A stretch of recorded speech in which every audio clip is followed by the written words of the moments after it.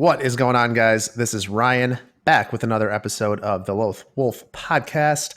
Today, I am joined by Chris, Bob, and Jim. How are we doing on this fine morning, fellas? We're alive, Ryan. We're here. Fantastic. Rise and grind. Drinking coffee. Yeah, rise and grind, as you said. So, as we all know, last weekend or this past weekend was the North American Championship tournament at GenCon.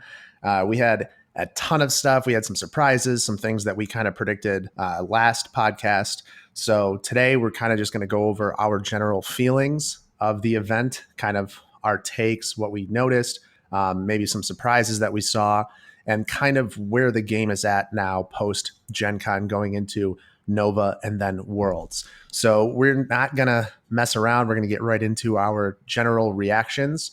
So for the event itself, there were 146 players, which is 100 less than we had last year. So looking at that number, it's kind of alarming. 100 people just didn't play for whatever reason. I know the four of us, we like to talk about Destiny, but we don't actually play Destiny. We just kind of watch from a side. So none of us went. But Jim, what do you think about that? 100 less people. What does that say for the state of the game right away? I don't know if it's worth looking into. Maybe initially you think it sounds bad, 100 less people, but it could just be because of when the time that the convention and people buying into new decks or playing other games. I don't think it means anything necessarily like the game is dying or 100 less people means the sky is falling. Is it not the best news? Yeah, but is it time to panic? I don't think so yet. Yeah, that's actually a pretty good take. I mean, for me at least, I was out of town. I mean, it's just a really awkward period of time. And then that's a really good point with Spark of Hope. I mean, it just kind of dropped. A lot of people aren't nerds like us where they just kind of hoard the entire set in 30 minutes and then they're good for the rest of the cycle. So maybe people struggle to get cards. But yeah, that's a really good point. So overall, we had a pretty good spread of decks. Everything was kind of represented. Some of what we predicted, some kind of surprises. Droids led the pack, kind of like what we said. They were a quarter of the overall field. Then we had other, so different decks that didn't really fit into any of these other categories that I'm about to read off. Diceless characters, they were 15%. We're going to spend a lot of time talking about diceless characters.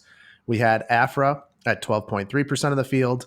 Raylo with 6.8% of the field. Raylo had a pretty good showing. We'll talk about that as well. We had Vader at 4.1% and then Mill at just a 2.7%. So Mill kind of has fallen from grace over the last year. We kind of knew that was going to happen with Ewoks and droids, kind of action cheaty decks, and then decks that don't have dice, so they don't really care about Mill. So Mill kind of took a backseat to this one. We'll talk about Mill a little bit later. So the top 16, same thing. We have a pretty good spread.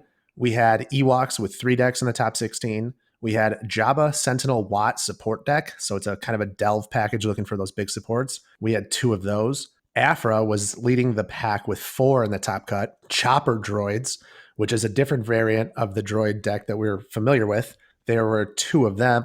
We had 2 Satine droids, which is kind of the more traditional, and then 3 Raylo in the top 16. So looking at all the numbers, we have a pretty good spread of representation and top 16 decks. So with all that said, Chris, what are your gut reactions about this tournament with Gen Con? What do you think?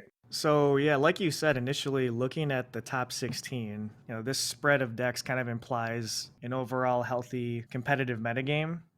I say 6 decks in air quotes because chopper droids and Satine droids, while they're similar shells, they kind of have, in the end, different overall strategy of what they're trying to do. But that said, the overall conversion rate on droids is pretty high, which is a sign that it needs to be watched carefully, I think. So by conversion rate, I mean the number of decks from day one that had a significant winning record. So out of the top 32 decks, 47% of those, or 15 of the 32, were some sort of C-3PO R2-D2 deck. Mostly Satine that had 10. Han Solo had 3. And Chopper had 2 copies. So, if you were at the tournament, if you were at Gen Con, come later rounds like 5, 6, 7, or 8, if you were to take a walk around the top tables, there were probably droids everywhere.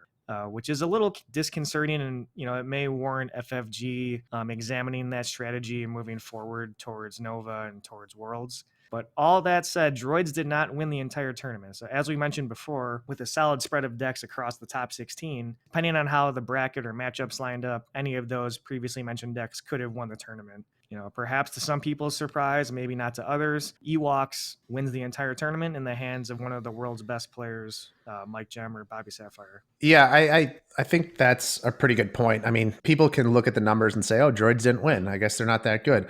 But when you put it into kind of the top 32, 50% almost are some sort of droid variant. The sky wasn't falling as we had predicted, where we think that they're going to get hit after Gen Con. We think that they're going to just kind of run through the field. That clearly didn't happen. They kind of ran through Swiss, but then when the top cut happened, they kind of struggled. The only ones that made the top 4 were the Destiny Council versions of the chopper droids, which were kind of more aggro. So I'm kind of wondering, do droids just struggle against top players, or are they good enough to kind of get through the Swiss and kind of beat all the random decks that one might find? Or is there an exploit, or is there a weakness that maybe people haven't seen yet? Jim, what do you think about Gen Con and anything? What are your initial reactions? So I think that, like how Chris stated, that a lot of the droids were being used, and you could see the droids, at least some variant. I think that's representative because of the fact that they're extremely above curve. And so, like, the Ewoks and the droids seem to be the two strongest options right now. A lot of things have a hard time. They both present the game in a way that makes the opponent really, really, really, really frustrated. Whereas if the droids are taking away your money and or fixing dice to the sides they need, and then the Ewoks being able to kind of activate, do a lot of damage, and not care about what's in your hand or really what's in your deck at all. They're just kind of functioning on their own. I think it was expected. We kind of expected those two options. We thought maybe Vader could do something because maybe he could kill all the Ewoks. But a lot of good players made a lot of good decisions to tech these decks in ways to prevent specific matchups from not beating them. And when you give really good cards and combos to really good players, they're going to find the best possible outcome and then play that version of that deck that gives them the best odds to win. So when I see the tournament reports, it's no surprise that those two deck combinations were chosen by a majority of the best players at this game to give them the best odds to win. And so gut reactions, I don't know. I feel very indifferent. I don't think that it's good. I don't think that it's bad. I'm just very in the middle. As I sit here, I don't really know what to say or think about the Ewoks or droids. I don't want to say negative things, and I don't want to say positive things. I'm just very neutral about the whole thing. Yeah. Kind of to go off two of your points there, the Vader thing.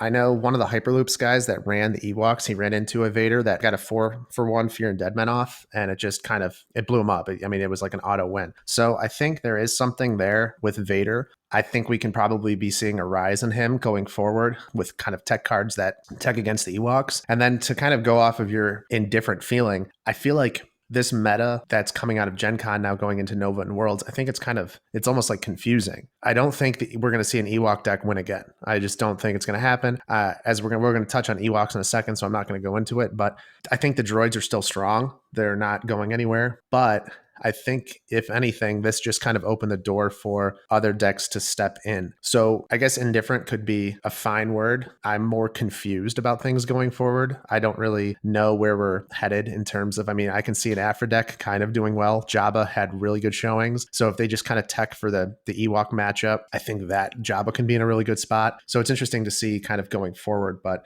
yeah, really good points. Bob, do you have anything that Jim or Chris haven't touched on yet? No, I think they mentioned a lot of the same points that I have. Obviously, a lot of players played droids, a lot of players played Ewoks. Afra made a comeback. So people thought Afra was going to kind of fall by the wayside with things like desperate measures out there and like, oh, support decks are kind of going away. But I mean, this goes to show that Afra can still hang with the best of them. And I mean, as a fellow droid player, obviously I'm happy to see the deck do well. Ryan, you've played the Ewoks a couple times, and I'm sure you're happy to see that deck obviously win Gen Con. So, I mean, oh yeah. I mean, I'm happy to see the decks do well. And obviously C-3PO was meant to be paired with R2 with Faithful Companions. So it's meant to be a good deck. Do I think it's frustrating for people to play against it? And like, does it sometimes promote a bad experience? That has yet to be seen. I mean, obviously it's not fun playing a dice game against a deck that doesn't really have that many dice. But I mean, obviously the game, that's what the creators made. And that's a strategy for playing, just like Mill is. So I think it's cool to have, these new deck ideas come into the game and within a month already shake the meta. I mean, obviously it's a cool time, and obviously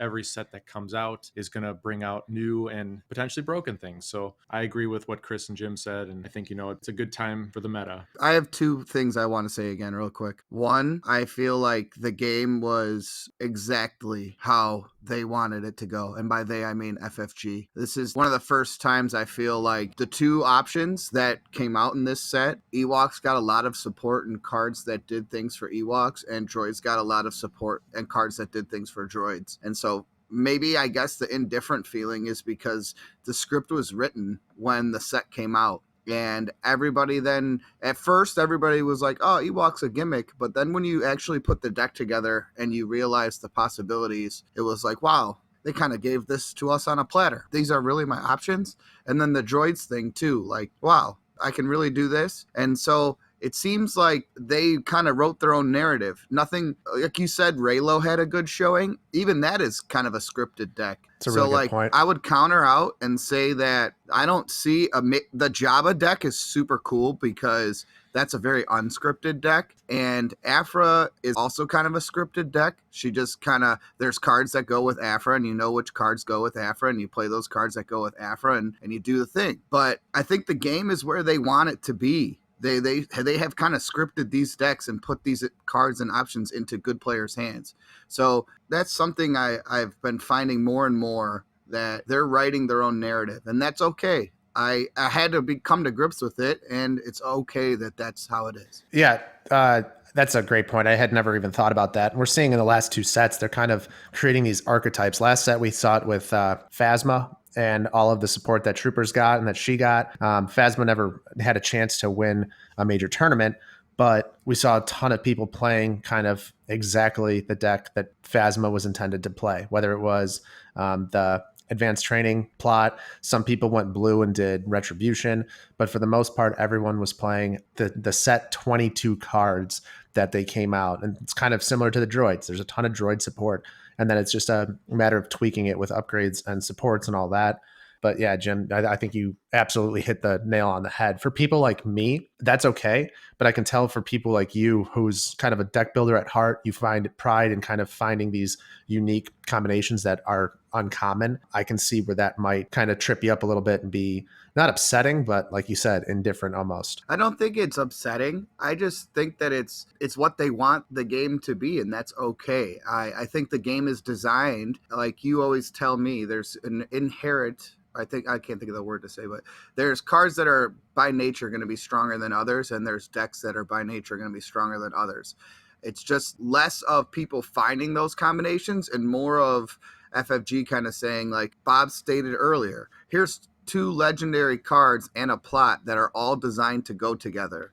And it's like, oh, okay, here's two characters, Rey and Kylo, and a plot that are designed to go together. And that's okay. And I think that's kind of cool. But less of the, wow, this came out of nowhere and did something great at GenCon that we've had in the past, and more predictability because of that. So adjusting to the predictability of the game going forward might be something that I and other players that are used to creating things need to become accustomed to. Right. That's a really awesome point. Real quick to backtrack before we get on to the Ewoks, Bob said he brought up Desperate Measures. Do you guys think that might be the most overhyped card that we've ever seen? Just in general, everyone saw that card and we're like, support's dead. No one can run a support. It's the return of two wides. And yet we're seeing Satine droids. We're seeing, Satine supports. We're seeing Jabba supports. We're seeing all these other support decks, the Afra still, that just don't care about Desperate Measures at all. So do you guys think it's like, is it still like a tech option for down the road? People are going to slot it in, all of a sudden change the meta? Or do we think it's just kind of, it's there, and if it happens, whatever, otherwise, who cares? Well, I think it's definitely important to recognize that it's available, but with majority of the meta or competitive meta game not being yellow villain, I guess people just don't have to worry about that card as much. If a third or almost half of the field is hero droids or hero Ewoks or Raylo, if there's only a small percentage of people playing Afra, and I feel like that's probably the deck that plays that card the most, at the moment. It's just not as relevant. You're not going to run into it as much. Yeah, I agree with that. Yeah, I think we're obviously seeing a swing in the meta where we're not seeing desperate measures right now. However, people are afraid to play huge supports. I mean, we're not seeing the fire sprays. We're not seeing like a loaded up Millennium Falcon because people are afraid of running into that. Maybe in a couple months we'll see, hey, people aren't bringing desperate measures to these tournaments, and ergo bring in like the big supports again, and then maybe it'll swing back in a couple months after that. It's a great card in certain decks. Like Chris said, I think it's a phenomenal card in the Afra deck because you're dealing indirect to yourself, and that can trigger something like all of Afra's other alternative effects. But like you said, right now, I think it's a great card. It just isn't meta yet, at least in the big tournaments. And people are still playing against it, though, by not bringing the heavy supports. Yeah, to touch on what Bob said, looking at that Jabba deck that was in the top 16 or top 32, whatever it was, or in the tournament, with Jabba, if they have desperate measures, they can easily find it with Jabba's ability to look at the top 4 cards and pull a yellow event. So maybe by them playing 2 desperate measures in that deck, that kind of gives them a little bit more percent against these smaller, droid decks that go wide,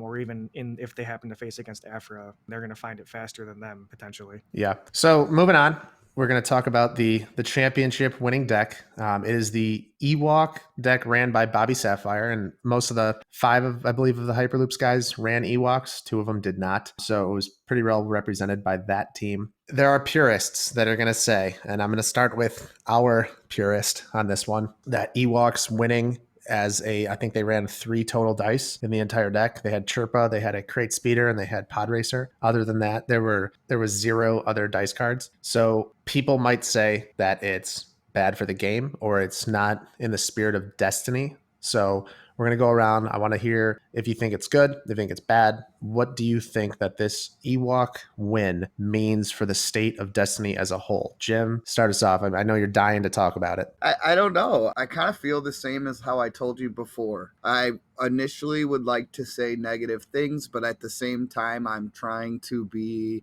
patient and think to myself, this is what's being presented as good. It's different. Different is the key word. So I don't want to come off as like it's not good for the game just because it's something different and I don't understand it or it's not completely my style. But initial gut reaction would be disheartening just because, like I said, very scripted. And when you can do things that are just like, you don't have to earn them. People hate Rey, the character in the new movies, because she never earns anything. She just is gifted everything. I feel like the Ewok deck is kind of the same thing. Like, you can just activate and do all these tricks, and you're not really earning it. You're not rolling the dice out. You're just, if you're making the money and you're doing what it's intended to do, you get good results. And I'm not taking away credit from good players because the good players are going to find the combinations. So the deck that ended up winning had some different tweaks in it that was of the normal Ewok build. And that's great because that's smart people making smart decisions. But it just feels like when you play against it and you experience it, it feels different and it just feels weird. And I don't know if it's good or bad. And I'm going to stay in the middle until further notice. All right, I appreciate that. So from one broken deck to another, Bob, the droid player, I want to hear your take on Ewoks winning. Similar to what Jim said, I'm kind of in the middle. I think it's cool that a lot of these cards that we've been presented with, especially from like legacies that didn't necessarily have a home because they were made for, let's say, like the battle droids, like strength in numbers. I think it's cool that these cards now have a place because otherwise they were just sitting in all of our boxes, sitting in all of our binders, just collecting dust pretty much because you're not going to see a competitive deck playing strength in numbers or diplomatic protection because it doesn't carry as much weight as it does with the Ewok deck. So it is interesting, and I'm indifferent like Jim is with, for the most part, diceless deck winning a dice game. But I mean, like I said, it's cool. The game's in a good place. I'm curious to see where we go from here. I think, the other diceless decks that are out there, the zombies with DACA, I don't think that's necessarily competitive. Yeah, we've all seen the videos of them doing crazy things on the internet, but how many times do they really get that off in competitive play? That has yet to be seen. And obviously, we didn't even see any of those in the top 10 or anything like that at Gen Con. I don't know actually if those numbers were recorded. I know they just said diceless decks, but I don't know if you guys can weigh in on it. Yeah, I don't know. I don't know. Yeah. Sure. But I mean, other than that, and then the other diceless characters, the younglings, I don't even know if they have a place yet either. And the other one, the Hoth Trooper, I mean, that does have a play in the meta, but that is yet to be seen as well. So yeah, I mean, going back to the Ewoks, sorry, kind of deviated a little bit. No, you're good. It's interesting. Curious to see where it goes. It'll be interesting to see if they make any changes to it in the future, because yeah, it's a bad experience sometimes playing against it. And you're like, oh man, I could totally beat this, but they strengthen numbers you, and they do the 5 indirect, and they have target acquired on you. So it's interesting. So I'll kind of side with Jim and kind of ride the middle ground for right now. My favorite part about that is Bob talking about cards nobody uses, and he plays I Perform Violence and Pulverize and all that stuff that that I've never even seen before. Like, Bob's the only player I play against where I have to still read some of the cards that he plays. I am known to do that, but hey, it's like, what is that? I threw that card away. Hey, I didn't know. That I Perform Violence on Mr. Bones could wipe out a couple Ewoks. Just saying, because he kills. You don't. He kills the Ewok swarm of walks. Readies again. I mean, it's pretty sweet with That's Mr. true. Bones. I was going to talk about that coming up here, but Bob, we have two indifferent Chris, I'm sorry. We have two indifferent people talking about Ewoks. They don't care. They don't know what it means for the game. Do you have a hot take that I can have? Do you just hate it that they won, or what? So I think Ewoks being a viable deck for a competitive scene, I think that's okay. I think that's fine. However, looking at the numbers from Gen Con, the percentage, going back to all the stats you mentioned earlier, the percentage of diceless decks in the field on day one at 15%, that seems a little bit high to me. I could be wrong, but I don't think FFG wants diceless decks to be the second most popular choice at a big tournament. I don't know what you think about that, Ryan, but I think maybe that shows that maybe it's a little bit too strong and kind of takes away from the spirit of the overall experience of Destiny for how we've kind of thought about traditional Destiny play for the past couple of years. Yeah, so my take's kind of different. I think the fact that Ewoks won kind of says more about the field. And I'm not trying to take anything away from Mike or the Hyperloops guys, because obviously they're some of the best players in the world. And like Jim has touched on, when you give the best players in the world a deck that can do things like the Ewoks or the droids, they're going to win more than they lose. So I'm not taking anything away from them. But I think it says more kind of about the field not prepping. And it's a meta call. It was a beautiful meta call. They didn't think that. They kind of predicted that people weren't going to be afraid of the Ewoks, that people were going to tech more for droids than they were Ewoks, and they were absolutely right on. I think the Ewoks are extremely strong for only having 3 dice in the deck, and all those cards that Bob talked about kind of just feel like almost like a slow burn that FFG had been building to this deck for the last couple of years. But I think that they're one of the most techable championship decks that we've seen in a long time. Right? Coming out of Gen Con last year, we had Millpocalypse. We had the 3-wide mill version of Anakin, Cassian, Yoda. And I think that deck, even if you teched against it, it was still difficult to beat. I think Ewoks are very techable. And that's why I said earlier, I don't think Ewoks are going to win another tournament. I don't think they're going to be represented as well because you have just cards like Fear and Deadman that can just wipe out just the whole deck. If you can get off of 4 Fear and Deadmen from Vader, the deck is dead. You just win. Cards like Umbaran Hover Tank that have just complete AoE damage where you're just spreading everything. Because the key to the Ewok deck is to kill each one slowly. You don't want to just kill one and then kill 2, because by that time they're getting their battlefield off, they're doing more damage, and you just don't have enough time. Mr. Bones is a card that Bob has been running a lot, and he's kind of just the Ewok slayer because he rolls in, you can I Perform Violence, kill an Ewok, he readies himself, then he does it again. He can just keep killing Ewoks or different characters, and he can kill 2 or 3 with just like in one round because he resets himself every time he kills a character. So I think the Ewok win is going to force people to tech against them, but I don't think we're going to see them on the top again, which is kind of my take. So if anybody else has anything to add. So Ryan, just before we move on here, I kind of want to just circle back to the entire Gen Con discussion for just a second. I know we were kind of talking about how droids maybe, they didn't win the tournament, but for me, I still think that they, looking at these numbers, they definitely did dominate the entire tournament. Half of the top 32 being droids, 25%, a quarter of the overall field on day one being droids, and then, 2 of the top 4 decks being droid variants. If these are the numbers right now at the first big event, come Nova, is that number only going to increase unless people find a certain deck or strategy that absolutely counters the droids? So I just think it's something to keep an eye on. 50% of the top 32 is a lot, in my opinion. That's kind of high. So just kind of going back to that real quick before we move on. Yeah, and we'll talk about the droids in a second here, but I think you hit it on the head. I don't think there's a droid counter that has been discovered yet. There are ways to beat droids for sure, but I don't think there's no auto loss for droids like there are for these other decks, which, yes, it's something definitely to keep an eye on going forward. And if they continue to be well represented at the next tournament and maybe they even squeak by a win, who knows? Maybe FFG steps in at that point and says, okay, we don't want droids to dominate worlds as well, depending if we get the next set or not, but we'll see. So another deck that we kind of saw well represented that is kind of good for the traditionalists out there. It's kind of the or the opposite of the Ewok deck because it is 2 wide blue sticks, which we're talking about the Raylo deck that's kind of been popular. It's another deck that Jim was talking about where got a ton of support. It's definitely something that feels like FFG kind of placed into our hands and said, here, play this. It's good. But we saw different Raylo decks making the top cut, 3 in the top 16. They were all different. So all had different builds. None of them were the same. No team ran it. So that could be why that the builds were different. But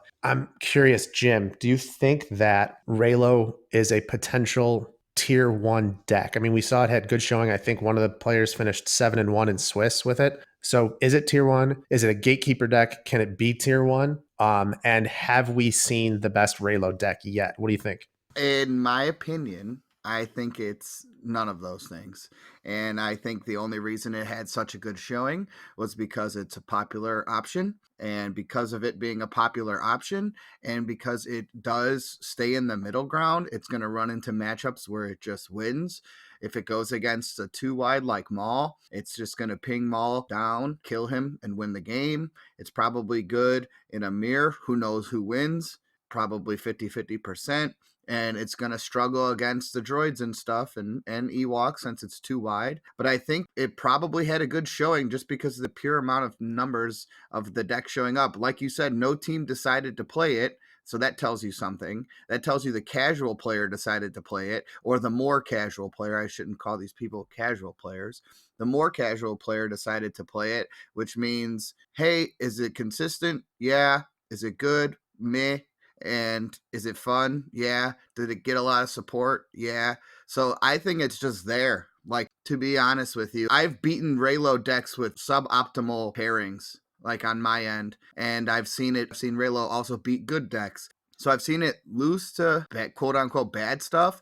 I've seen it beat good stuff. I think it just sits in the middle and somebody's going to have a good, Swiss pairings can go your way sometimes and sometimes they don't. So I'd be curious to see if anybody disagrees. I just think it's very in the middle and probably good just because it was an option. So you and I had this conversation after the tournament, and you played against it, and you were texting me about it, and we kind of said we were comparing it to that Luke Ayla deck that I've been running, and I said, maybe it's just the better version of Luke Ayla, and you said no, I don't think so. I agree with your statement that it is very popular. People want to play Rey. People want to play Kylo. They like the pairing. It's new. You can play villain and hero. It appeals to a lot of people for different reasons. The thing that I don't like about Raylo, and you can figure out ways to fix this. Obviously, Nemon Mastery is a big one.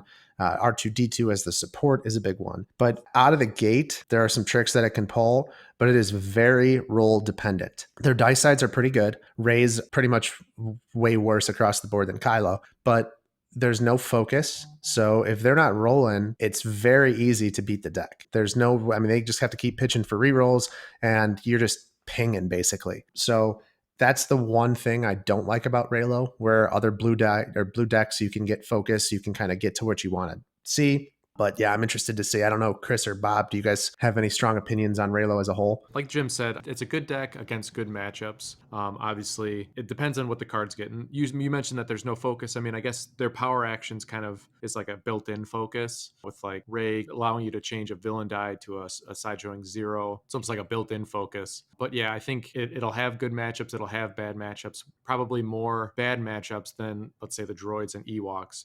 Ewoks, there's very few things that they don't want to sit across the table from, versus Raylo probably has a larger group of that they would not want to play against. So I think it's fun to play.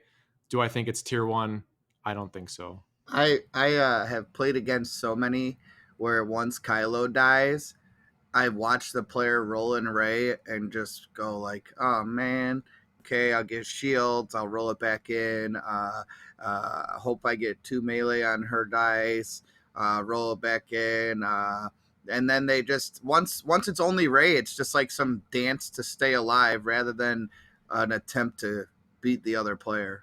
Yeah, Ryan, that one time when we recorded our one game, I was playing Raylo and you were playing Talzin Beckett, which is a good deck. When you killed Kylo, I was able to stay alive for like 2 or 3 rounds, but I didn't really do anything. I just was dodging left and right like Ray was dodging that Kylo's Starfighter in the trailer for the new movie. Spoilers. Yeah, well, it's in the trailer. Spoilers, so man. It's okay. No, yeah, you're right. Ray tanks, and that's one of the things that I never really understood about Blue Hero. Tanking isn't winning. So when you have one character left and you're tanking like Ray, it's just a matter of time. You know what I mean? So she doesn't like churn out damage. I mean, you were loaded up too. You had all these upgrades and stuff like that. Yeah. But it wasn't, she just doesn't do anything. Once Kylo dies, like Jim just said, the deck just like seems to just melt. Like it's like, okay, all the tricks are gone. Now it's just hopefully Ray can keep shields and hopefully roll a 1 or a 2 so I can push some damage across. And the deck just is like, and just explodes. Yep. All right, so moving on. Let's talk droids, fellas. Bob, keep it in your pants. I know you're excited. Heyo, let's do it. We have His grappling arm's going to 2 shoot different out here. variants. It's actually my salvage. It's my salvaged arm. actually. Salvaged arm. It's his salvaged arm. That's why it's red. So we have chopper droids against Satine droids. We have 2 completely different styles, 2 different builds. The chopper droids have their own build that Bob's going to talk about in a second. So Bob, why don't you run us down just the deck list and the styles? So let's talk about chopper versus Satine and Fateful Companions. Sure. So the J-Mags deck, that was the Elite Chopper, Elite R2, single die C-3PO, mainly running mostly upgrades. So it has a Dagger Mortis, Ezra's lightsaber, 2 grappling arms, 2 riot shields, 2 rocket boosters, and 2 salvaged arms. Versus it only has 1 support, and that is Fickle Mercenaries. This deck, obviously, it's making use of the fact that Chopper is able to use his power action, which will allow you to place a mod on him either from your hand or your discard pile, decreasing its cost by 1. Now, this allows players to both play the upgrades for free. Like, let's say you want to play a salvaged arm or a grappling arm for basically for nothing. And then you can use its ability or roll the dice in and then potentially use this as an overwrite to, like, let's say pay $1 more and overwrite it with Ezra's lightsaber. And now Chopper's got a lightsaber. The grappling arm is now in your discard pile, which is not a bad thing at all, because the very next round you can throw that right back on him and you're happy with that result. So you're really making use of your money with this deck. And I mean, obviously everyone wants to go after C-3PO. Everyone wants to go after R2. Chopper's kind of the red herring in this deck. He's definitely the person like who can finish a game out for you. Let's say they kill 3PO round 1, you still have a chance to win the game.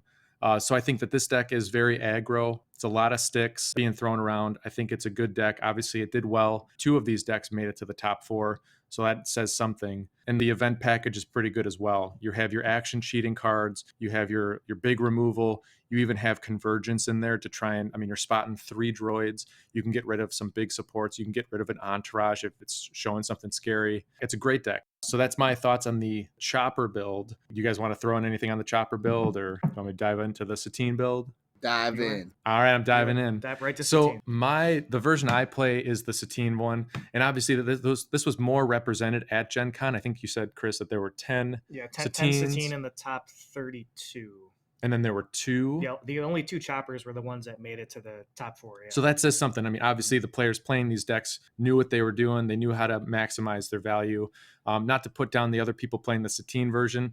Like I said, I think that version is better in my opinion. So that version is a little bit more, you still have your salvaged arms to put on 3PO or R2, but then you also have the upgrade or the supports to help kind of do most of your damage. So the version I play has Entourage, it has Hired Muscle, it has a Hailfire droid tank, and then obviously my buddy Mr. Bones. You're playing events like I Perform Violence.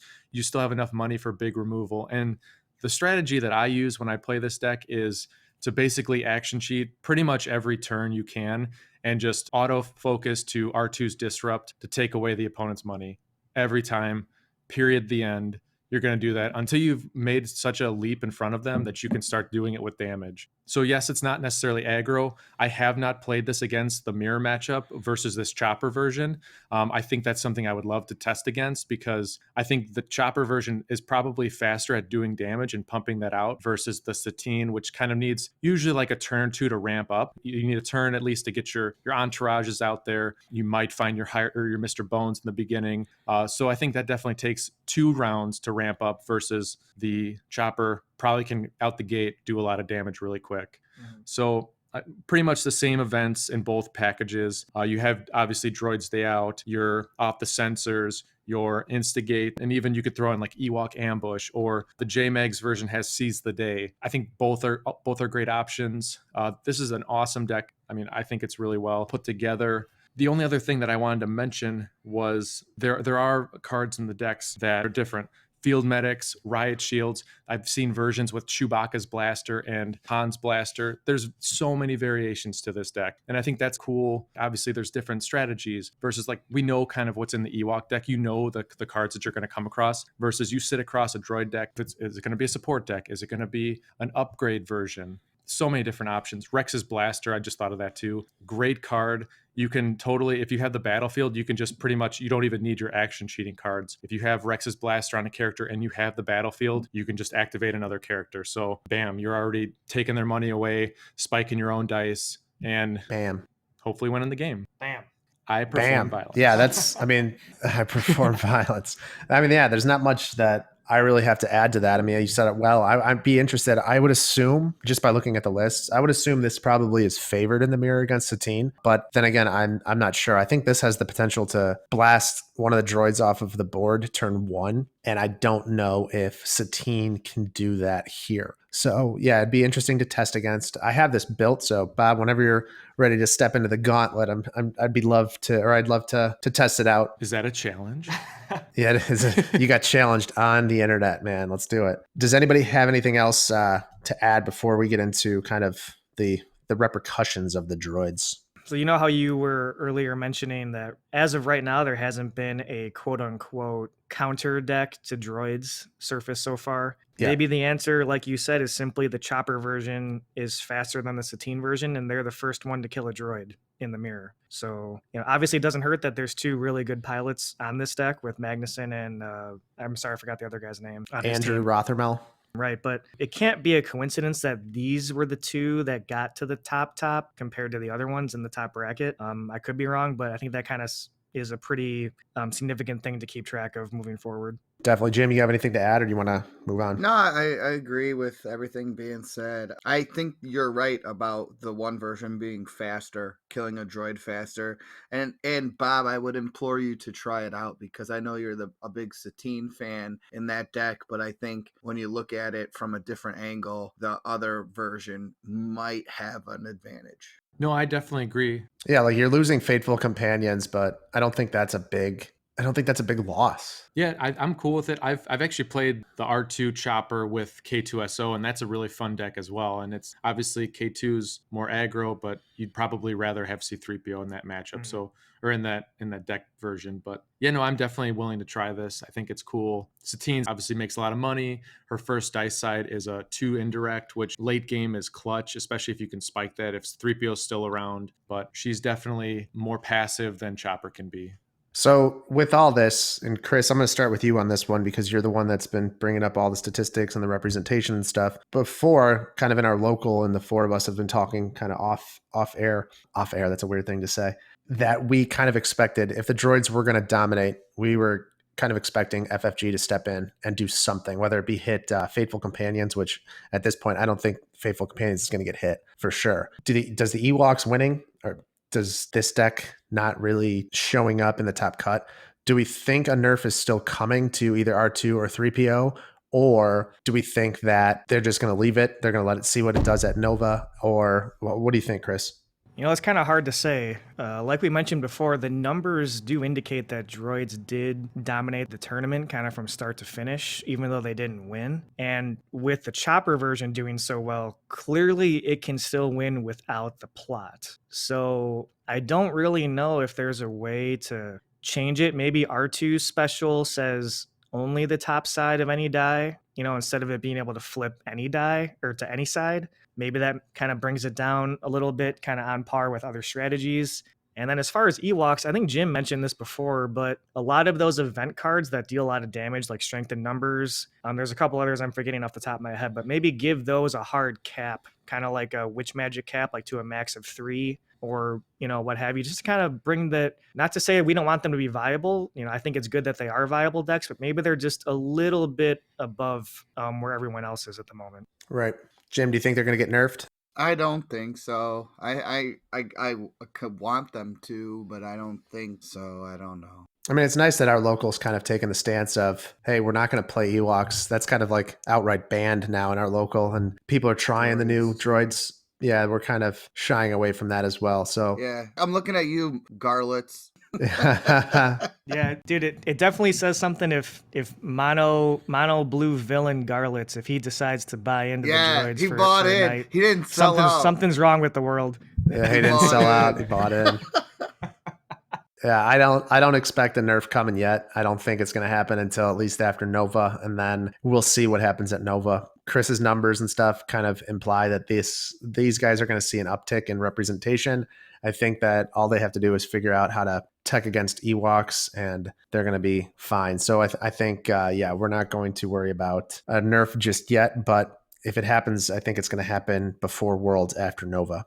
Ryan, I want to ask you one question really quick. You keep saying tech against the Ewoks. You mentioned the Umbaran hover tank, the defoiler tank as well, and then Fear and Deadman. Does that mean that only villains stand a chance against the Ewoks? I think they have the best chance against Ewoks, but I said, I think Mr. Bones goes a long way in this matchup. Yeah, I think that one card is. Which card? Him by Mr. Bones. I think by himself. Oh, I thought you were referencing an event with Mr. Bones on it.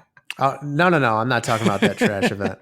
I think Mr. Bones is a good tech. I think all the AoE damage is villain. So yeah, I think villain. I think going forward, Jabba supports could be in a really good way if they just tech into Umbarans. I think that could really help swing that matchup a little bit. So I do like Jabba going forward, but yeah, I think villain, I would be scared to run Vader, even though I think he's going to come back, but 3-wide villain with any of those AoE cards, or, you can easily take off one of these action cheat cards from the deck or from JMag's list and tech in maybe Mr. Bones. You know what I mean? Just that one card. I'm surprised they didn't can swing the matchup. Right. And then, if you want to run the trash, I perform violence, go ahead. Hey, it's melee damage. R2 and Chopper have melee. And it fits really well, which is really upsetting because that card is going to see play and then I'm going to have to apologize to you. Yeah, I'm telling you, underrated. I just don't want to apologize to you is all I'm saying.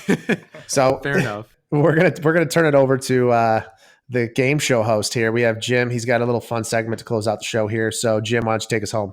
Okay, we're going to play Who Said It? And here's what I want you guys to do. I'm going to read a quote, and you're going to wait for me to finish the entire quote, even if you think you know the answer before I finish reading the quote. In order for me to call on you, you're going to say your name. So, for an example, if I was to say, that is no moon, and you think you knew the answer was Obi-Wan Kenobi, you would say Jim. And then I would say, okay, the first name I heard was Jim. who said that quote, Obi-Wan Kenobi, you get a point.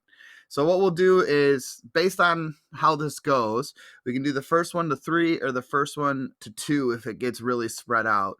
So do you guys understand how I'm going to be asking the questions? Yes, He's Captain. teaching us right now, Aye, aye. fellas. Yeah. He's elementary school teaching. Okay, so say your name in order to answer. I'll call on the person whose name I heard first. If they get it wrong, I'll go to the name I heard second. All right, first Aye, aye. option. Here we go. This is a longer one. The Sith took everything from me, ripped me from my mother's arms, murdered my brother, used me as a weapon, and then cast me aside. Bob? Okay, Bob, go Is ahead. that Maul? That is Maul. Point for Wow. Bob. Ding, ding, ding. Point for Wow. Bob. That is Maul. I was thinking it wasn't C-3PO. You were correct. That's It's where my not head. C3. That's where my head went. I'm like, So, C-3PO didn't have a brother, did he? I was gonna originally do quotes from characters who predominantly were shown in the top 16 of the tournament, but that was really hard. So I'm just mixing up. How many all- times can you? Yeah. How many times can you just go beep boop boop or Yeah. yup nub? Yeah, exactly. Okay, so Bob. All right, Bob, 1 point. Here we go. Next quote. This is how liberty dies, with thunderous applause. Bob, Bob, go ahead. What is this? who is Padme Amidala? That is correct. Nice job. Wow. I was going to clean sweep us 3-0. keep 'em here. coming. It's gonna be me and Chris. Wow. Me and Chris versus Bob here. Yeah. That is- It should that be is me and Ryan correct. versus Bob. Mute his mic. Oh, man. Yeah. Okay, Bob, 2 2-0 points. Go easy on him, Bob. All We might have to go I'll to give you 10. guys- Yeah, we might This have is to, just gonna might be have to for go to Chris and 5. Ryan. No, Yeah, Bob to 5. Me and Chris to 2. okay, Oh, this one's harder. Oh, jeez. I'm just a Bob. simple man trying to make my way in the universe. I'm gonna give you guys this one. Just, You know it. I think I do. Bob, Just a answer simple it. man trying to make my way. I'm gonna say Ryan. Okay, Ryan, go ahead. This is probably wrong, but I'm gonna say, is it Han? It is not Han. Good guess. Ah, dang. Oh, And you- Chris, Chris, go ahead. I have a deep cut guess here. Okay. Greedo. Tobias Beckett. Ooh, not Tobias Beckett. That's a Oh, good that one. was a great call. That's a good one. Okay, so here's All right, here's Bob. a, Maybe I don't. Maybe I don't know it. here's a clue. Here's a clue. And after I give you the clue, I'm gonna give you the clue, read the quote one more time, and you can all say your name again if you think you know the answer. Okay, All right, okay. the clue Refresh, would be refresh. this character came out in the Spark of Hope block. I'm gonna read the quote Okay. again. Here we go. Okay. I'm just a simple man trying to make my way in the universe. The card came out in the Spark of Hope set. No, the character. Yeah, the character. Yeah, the card / character came out in this Spark of Hope set. Oh, I know jeez. what you're saying. Oh man. Bob's looking Anybody? at the art on the Bueller? box I'm right what? now. I'm thrown. I don't know. All right, I'm Fans at home are gonna probably say itching. no Yeah. points. No points allowed. The answer What we got, is Jim? Jango Fett. Oh, Oh, Oh. yeah. Wow. Okay, Jango would not Fett. have caught that. When I right, believe when Obi-Wan questions on- him, Yeah. and he says, "Nah, dude, I ain't no scoundrel. I'm just a simple man trying to make All my right, way all in right, the all right. universe." Job Trying to was kill scheming everybody. in the background. yeah. Okay, Baby this one Boba. is Baby Boba. this one's not as hard. Okay. Well, maybe it is. All right, here we go. Next quote. Aren't Okay. you a little short for a stormtrooper? Bob. Oh, Bob, go ahead. Who is Princess Leia? And Bob is our When she's winner talking here, to ladies and Luke gentlemen. Oh. Skywalker in the Wow, cell block. just Oh, Bob, smoked us. just hold on one second. Bob It was definitely won. It was 1 hour and Yeah. 53 minutes into the movie. Wow. Just I made that up. Just a It massacre. was a massacre. yeah. Because that was a slaughter. Bob went rampant on you guys, I'll ask the next 3 that I had just How about for this? fun. I won't One- answer. I'll One, sit one out. more, a winner take all on the next question. On the next Oh. question. Wow. Yeah, I like that. Yeah, Wow. winner take all. Here we Okay. go. The next one. That's fair. All right, then I'll get to Yeah. my next quote. Last one, winner do take one all. that's This one's a great way to end it because I would say that this is Is a it motto. No, Nub it's nub? not nub. Need noob. This is Yub nub. Yub nub. Yeah, this Yub is a motto for my life in more than one way, and you'll understand that after I read this quote. Okay. All It's gonna right, get deep. size matters not. Look at me. Judge me by my size, do you? Ryan, Ryan, go ahead. I think I'm the winner now. Yoda, That is Master Yoda. Ding, let's ding, go. ding, ding, ding. I just won. That's what I say. Ring the bell, fellas. Every time that I get a chance, I always tell them, "Look, judge me by my size, do you?" Do you say that? This a lot? is the Loth-Wolf podcast where we are PG-13. Hey, I never said what I'm talking. I'm talking about my height. Do not- I'm talking about my height, Do Not not, the let salvaged your arm. kids listen to this. not not the listen. salvaged arm, man. Well, okay. Thanks, so, Jim, for the game. That was yeah, really that was cool. fun. Cool. Yeah. So thank you guys all for listening. Jim, Bob, Chris, thanks for kind of coming on and talking about that stuff. We really appreciate it. If you guys could follow us on social media, see all of our YouTube videos. We have a ton of YouTube videos. We're going to record some more tonight at our local. We may or may not have an interview with a certain NA champ being uploaded to our channel soon. So definitely take a look at all the good stuff that we have. As always, please let us know or give us some feedback, what you guys want to see or anything like that. It's much appreciated. But as for the three of them, this is Ryan, Brothers Dimm, and Loth-Wolf Podcast out.